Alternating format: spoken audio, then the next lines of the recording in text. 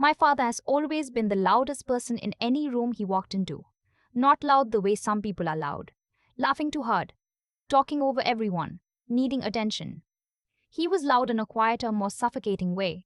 The kind of loud that fills up the air and leaves no oxygen for anyone else. He walked into a room and the temperature changed. Conversations shifted. People straightened their posture without realizing it. He built that effect deliberately, over 30 years as a cardiothoracic surgeon, and then as chief of surgery at Mercy General in Houston. He had the wall of diplomas, the name on the wing of the hospital, the endowed chair at Baylor College of Medicine. He had the handshakes with senators and the golf weekends with hospital board members. He had the voice that made interns flinch and residents second-guess incisions they had made 100 times before. And he had my brother Oliver, who was going to carry all of it forward. I was just the other one. I want to be fair about this because I've spent a lot of time in therapy learning to be fair about things I spent even longer being furious about. My father never called me stupid. He never said I wasn't capable. What he did, and what I now understand is sometimes worse, was simply redirect his attention every single time I entered the room. I'd come home from school with a 98 on a chemistry exam. He'd glance at it, nod once, and then turn to Oliver and ask how the lacrosse trials went. I publish a paper in my undergraduate research journal. He'd congratulate me briefly and then spend 45 minutes on the phone with Oliver's pre-med advisor, arranging shadowing opportunities at Mercy General. My mother would squeeze my hand under the dinner table. She saw it. She always saw it. But she had learned over 26 years of marriage that pointing it out only made things worse. So I stopped pointing it out too. What I did instead was leave. I applied to Johns Hopkins for my MD. I applied to the National Institutes of Health for a research fellowship the same year. I got into both. I chose Hopkins and deferred the NIH offer. My father said, "Good school," and asked me what specialty I was considering. When I said emergency medicine, the dinner table went quiet in a way that wasn't about reverence. "That's triage work," he said, not looking up from his plate. "It's also the front line of everything," I said. He picked up his wineglass. "I'll ask around. See if there's a residency coordinator at Mass General who might steer you towards something with more trajectory." I looked at my mother. She looked at her plate. I left for Baltimore 3 weeks later, and I didn't look back. The thing about emergency medicine that nobody who hasn't lived it can fully explain is that you become fluent in a language most people never learn. Not the medical language, that's just vocabulary and pattern recognition. I mean the other language. The one your nervous system speaks when a trauma bay fills up at 2 in the morning and 4 things need to happen simultaneously and you are the one who has to decide the order. You get quiet in a way that feels nothing like calm. It's more like the world narrows down to exactly what's in front of you and everything outside that circle stops mattering. I was good at it from my first week in the ED. Not because I was the smartest resident. I wasn't. Not because I had the best hands. I had good hands, not exceptional ones. I was good at it because I could hold a lot of variables at once without panicking. I could look at a room full of controlled chaos and find the single thread that, if pulled correctly, would start to bring it back toward order. My attending at Hopkins was a woman named Dr. Holloway, which is what I called her for, 18 months before she told me to stop. She had 22 years in emergency medicine, had published foundational research on sepsis protocols, and had trained more residents who went on to directorships than anyone else in the department. She was also the first person in my medical career who looked at me the way I imagine other people felt looked at by their parents. She said to me once, during a debrief after a particularly bad multi-vehicle crash, "You made 4 correct calls in 12 minutes tonight, and you didn't flinch on any of them. You know what that means? That I got lucky?" She shook her head. "That you trust yourself. Most of them don't learn that until year 3. Some of them never learn it." I thought about my father. I thought about how I had spent most of my childhood and adolescence being taught very systematically not to trust myself. I didn't say any of that to Dr. Holloway. I just thanked her and went back to work.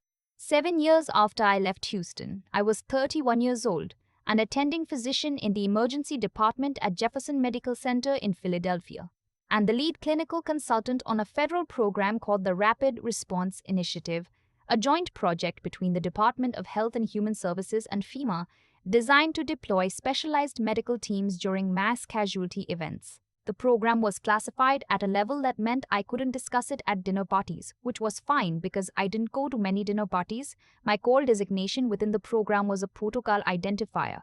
The teams didn't use names in the field, they used designations. Mine was Meridian 7. I had held that designation for 2 years. In that time, my team had deployed to 4 events: a chemical plant explosion in Louisiana, a bridge collapse in Tennessee, a stadium crush incident in Ohio, and a wildfire evacuation medical crisis in Northern California. We had never lost a patient, we reached in time. Nobody outside the program knew that. That was the point. I still called my mother every Sunday. I told her about the hospital, about Philadelphia, about the coffee shop near my apartment that made a genuinely excellent cortado. I didn't tell her about the deployments. She worried enough already. My father and I spoke approximately 4 times a year, all initiated by my mother, all lasting under 10 minutes. He would ask how the ED was treating me. I would say, fine. He would make some comment about how emergency medicine had come a long way, as though he was extending a courtesy to a field he still fundamentally considered second tier. I would say something neutral. We would hang up. Oliver had dropped out of medical school during his second year, a fact that was never directly discussed at family dinners but that hung over every conversation like a barometric pressure shift before a storm. He was selling commercial real estate in Austin now. He was good at it, apparently. I genuinely hoped he was happy. I did not think about my father very often. I had spent enough money in therapy to mean that I genuinely, not performatively, did not think about him very often. And then my mother called me on a Tuesday afternoon in October to tell me that the Houston Medical Society was honoring my father with their Lifetime Achievement Award and that the gala was in 6 weeks and that she would really truly love it if I came.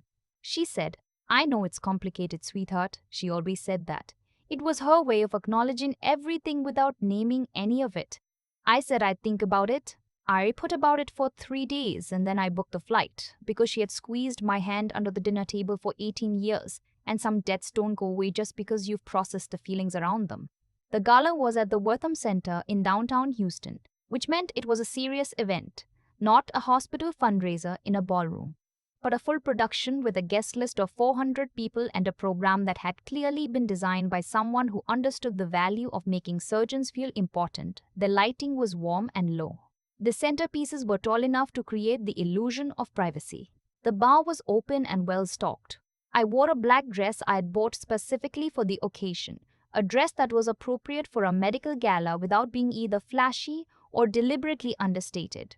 I had learned, growing up as my father's daughter, that clothing at events like this was its own communication system. My mother met me at the entrance. She hugged me for a long time without saying anything, which told me that she had been anxious about tonight in ways she hadn't shared on the phone. "You look beautiful," she said. "You look tired," I said quietly. She gave me a look that was partly warning and partly gratitude. "He's been practicing his speech for 2 weeks. We found our table. It was near the front, family table, with my mother's sister and her husband and 2 of my father's colleagues from the hospital board and their spouses. Oliver was there with his girlfriend, a warm, straightforward woman named Tess, who seemed genuinely confused by the undercurrents at our end of the table and was coping by refilling everyone's water glasses. My father arrived at the table 12 minutes after we sat down. He had been working the room, which was what he did at events, a practice circuit of handshakes and brief, impactful conversations, leaving each cluster of people feeling that they had been specifically chosen. He saw me. He smiled the way he always smiled at me, warm enough that someone watching from across the room would see a father greeting his daughter, calibrated in a way I had been reading since I was 7 years old. "You made it," he said. "Mom asked me to come," I said. A beat. Just a half beat, the kind that wouldn't register unless you were listening for it. Then he kissed my cheek and turned to say something to his colleague on his left, and I picked up my water glass and looked at the stage. Dinner passed the way these dinners always pass, in the specific purgatory of good food you can't fully enjoy because you're monitoring too many things at once. The speeches began around 8:30. There were 3 tributes before my father's main award: a colleague from his early career, a former resident who was now running a cardiology program in Chicago, and a patient representative who spoke about the valve replacement surgery that had let her walk her daughter down the aisle. She cried during that one. The room was very quiet. My father was good at receiving this. He sat at the table with his hands folded, his expression appropriately moved but not overwrought. He had done this before. He knew how to wear being honored. Then the MC invited him to the stage, and 400 people stood and applauded, and he walked up there like he had been walking toward exactly this for 30 years, because he had. His speech was, I'll admit, well constructed. He thanked the people you thank at these events.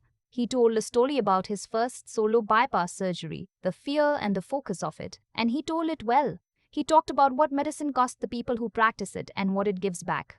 He was gracious about his residents, genuinely gracious. He did believe in training the next generation. I'll give him that. He was a good surgeon and he knew how to make that legible to an audience. And then, near the end, he said, a career like this doesn't happen without the support of family. My wife has been the foundation of everything I've built, and there are no adequate words for that. The room made an appreciative sound. My mother's face was composed and lovely, and held something behind it that only I could see. He paused. He looked out at the audience. My son Oliver is here tonight, he said. Oliver, I'm proud of you for carving your own path. That takes courage. Oliver nodded. Tess put her hand on his arm. My father looked back at his notes. He said a few more words about legacy and gratitude and the future of medicine.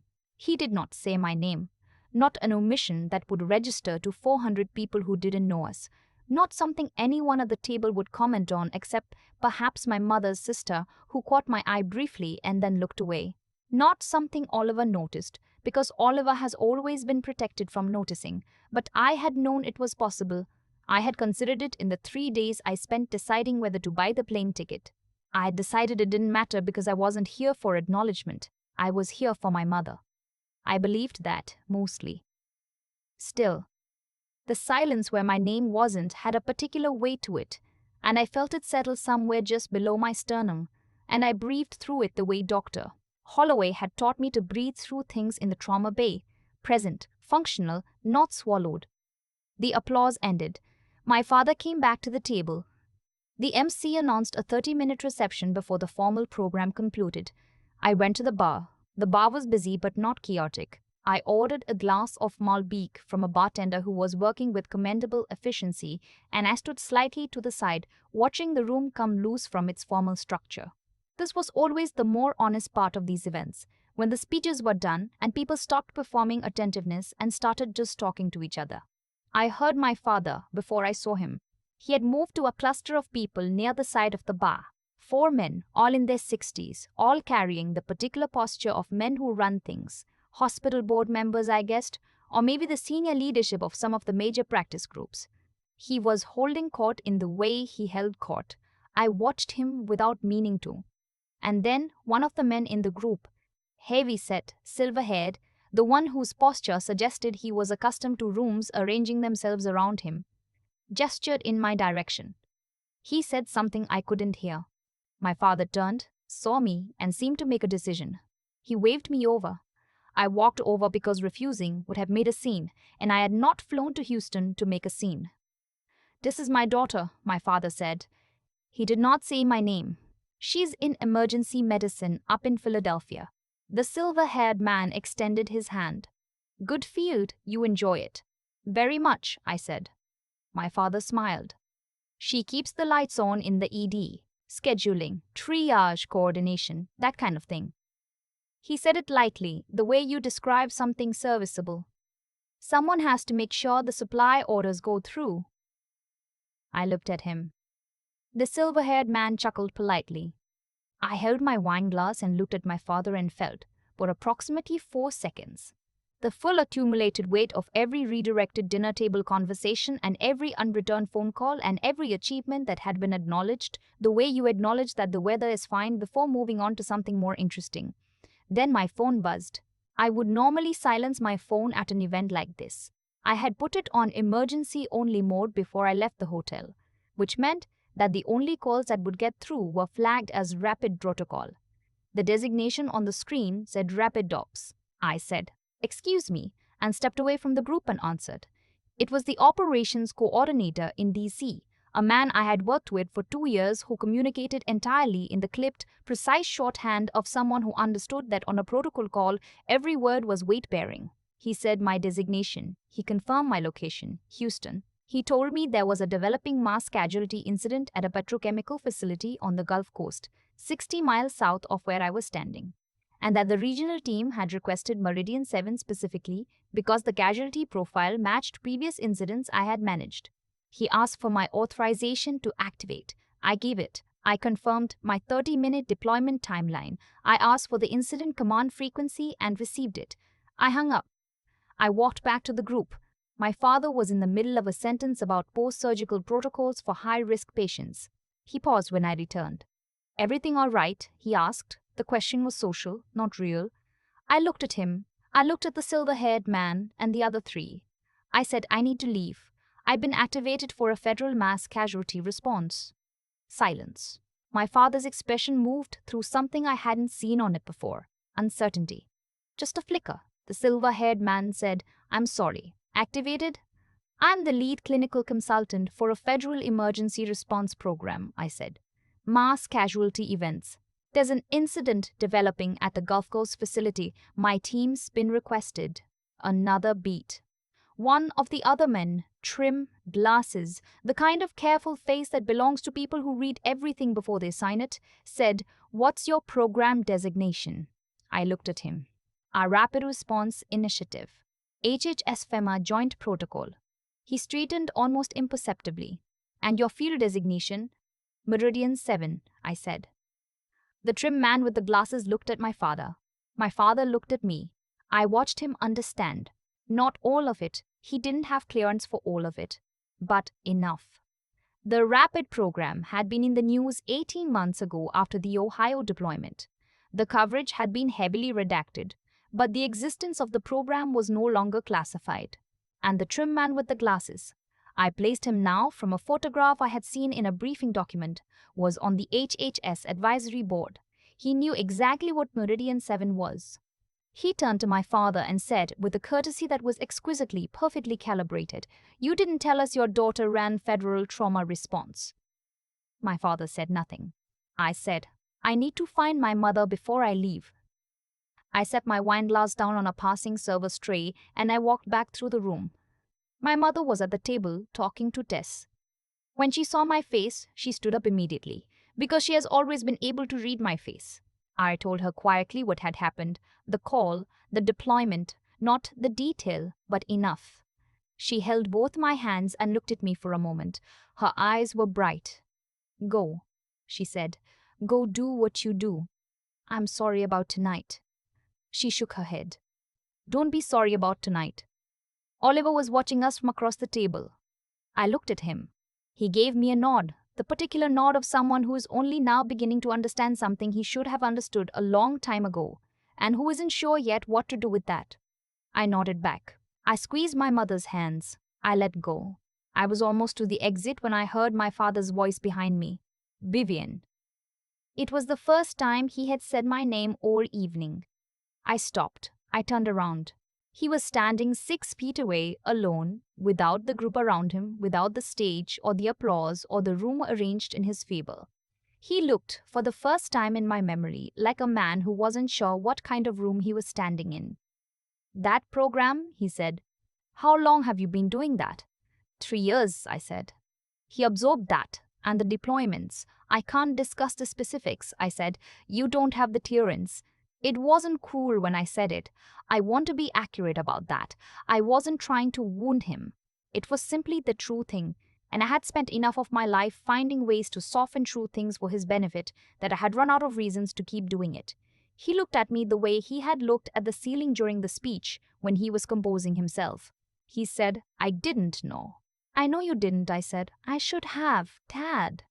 I said it gently, because I was tired and because the deployment clock was running and because I had a vehicle to catch and 60 miles of Gulf Coast highway ahead of me and a team that needed their lead. "I have to go," he nodded, "just once." Something in his face did something complicated that I didn't have time to fully witness, and honestly, standing there in the lobby of the Wortham Center in my black dress with my phone in my hand and a mass casualty activation running, I realized I didn't need to witness it.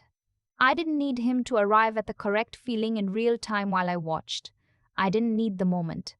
I had stopped needing the moment somewhere between Baltimore and Philadelphia, somewhere in the long, unglamorous work of becoming myself. Take care of Mom, I said. I walked out the door. The facility on the Gulf Coast was a controlled burn that had gotten out of control, an accelerant release during a maintenance cycle, 11 workers with respiratory injuries, 3 with severe burns, 1 critical. My team was on site in 40 minutes. We worked through the night. At 7 in the morning, standing outside the temporary medical station with a cup of coffee that was objectively terrible, burnt, from a machine that had clearly not been cleaned in recent memory, I called my mother. She answered on the second ring. She had been awake. "Everyone okay?" she asked. She always asked that first. "One critical but stable now," I said. "The others will be fine." I heard her exhale. "Your father didn't sleep," she said. I looked out at the Gulf. The water was going silver in the early light, the way it does in Texas in October, flat and wide and patient. "Mom," I said. "I'm okay. I know you are," she said. "I've always known you are." We stayed on the line for a few more minutes, not saying much, the way we had learned to do over years of Sunday calls, just existing in the same space across the distance, which was its own kind of language. After I hung up, I stood there with my terrible coffee and I thought about my father standing in that lobby without his room arranged around him saying, "I didn't know." And here's the thing I've learned about that moment. The one I keep turning over.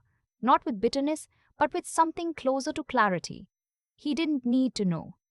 My worth was not contingent on his awareness of it.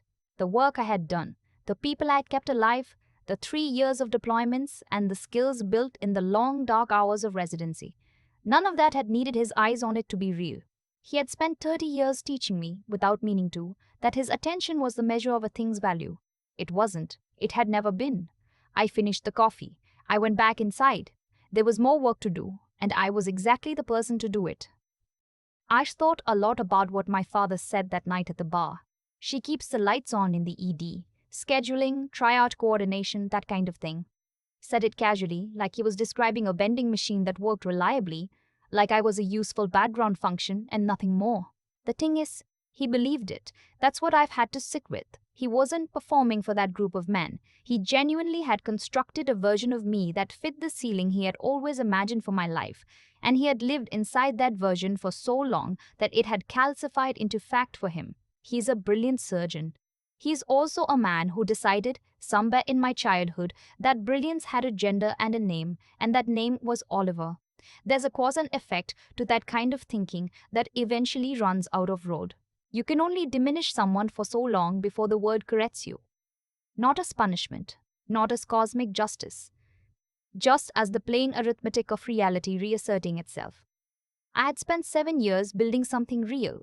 Deployments, decisions, people who were alive because my team reached them in time. That work existed whether my father witnessed it or not. And when the federal advisor at that gala recognized my designation, when the room shifted in a way my father couldn't control or narrate around, that wasn't revenge. That was just the truth finally taking up the space it had always occupied. What I want to say, if any of this lands with you the way I hope it does, is that the work itself is the argument. Not the speech you give, not the confrontation you imagine in the shower, not the moment when the person who underestimated you finally sees it. The work. The unglamorous, undocumented, 3 in the morning work of becoming someone who can be trusted with hard things. That's what my residency gave me. That's what Dr. Holloway gave me when she told me I trusted myself. That's what all those years of being overlooked at the dinner table gave me, in the most painful and backwards way. They taught me to build an interior life that didn't require an audience. Moral courage is quieter than people expect. It doesn't announce itself. It's the decision to keep going after you've been told, implicitly and explicitly, that the direction you're headed isn't worth the effort. It's choosing your own measure of a life over someone else's, even when that someone else is your father, even when it costs you things that should have been freely given. Intelligence without that kind of courage is just performance. Resilience without ethics is just stubbornness. But when you put all three together, when you do the right hard thing and you keep doing it, and you let the quality of that effort speak, something accumulates, something that no one can take back with a dismissive sentence at a bar. My father said I didn't know in that lobby, and I believed him. And I also understood, standing there with my deployment talk running, that his not knowing was a choice he had made in increments over 30 years. Every redirected conversation, every unreturned acknowledgement. You build ignorance the same way you build anything, one small decision at a time. I don't carry bitterness about it anymore. I carried it for a long time, and it was heavy, and it didn't make me faster or smarter or better at my job. What I carry now is something closer to clarity. I know what I'm worth because I watched myself show up over and over in circumstances that required everything I had. That knowledge belongs to me. It always did.